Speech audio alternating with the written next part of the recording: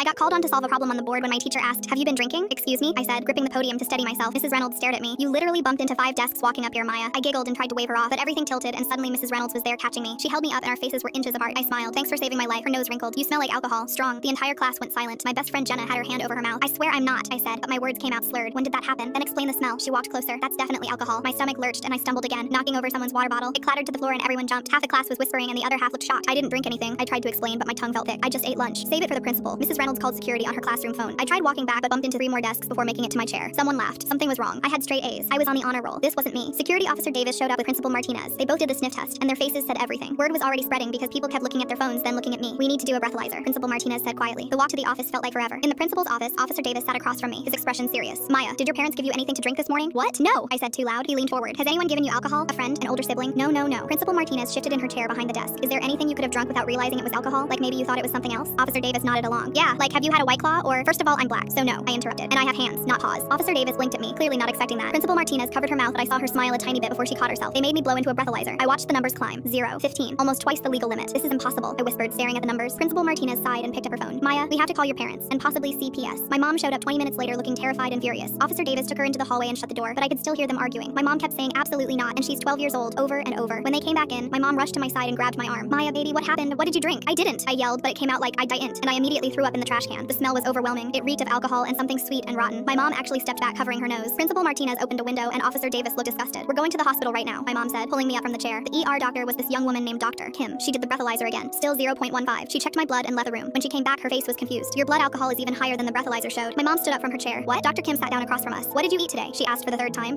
Pasta last night, cereal for breakfast, goldfish crackers during second period, turkey sandwich and pretzels at lunch." Dr. Kim's eyes narrowed as she wrote something down. "All carbohydrates. Okay, we're going to do a glucose challenge test." They gave me this super sweet drink that tasted like flat orange soda. Then they took my blood every 30 minutes. After an hour, Dr. Kim came back with 2 other doctors trailing behind her, all looking amazed. "Your blood alcohol is going up," she said, holding up my chart. I grabbed my mom's hand. "Oh my god, am I dying?" "No, but you just drank pure sugar and your body converted it to alcohol. We've been watching it happen in real time." My mom grabbed the edge of the exam table. "What?" Dr. Kim pulled up a stool. "We believe you have ABS, autobrewery syndrome. Your gut is fermenting carbohydrates into ethanol. Every time you eat bread, crackers, pasta, anything with carbs, your intestines literally brew alcohol. You're getting drunk off your own digestive system." My mom's jaw dropped. "That's a real thing?" "It's rare, but yes. The yeast in your gut is completely out of control." Dr. Kim looked at me. "You've probably been feeling off for weeks." I thought about it. The random dizzy spells, the weird hangovers when I hadn't done anything, feeling super sick after Mia's birthday party when I'd only had breadsticks and cake. "So I'm not drunk. I'm just brewing beer in my stomach?" "Essentially, yes." Dr. Kim started writing on her prescription pad. "We need to put you on antifungal medication immediately and a strict low-carb diet. No bread, pasta, crackers, rice, potatoes for at least a month." Now I wished I was dying. That's literally what not eating pasta feels like. When we got home, my mom immediately got on the phone with Principal Martinez. I didn't want to hear the whole thing again, so I went straight to my room and threw out all my White Claw cans under the bed. Just kidding.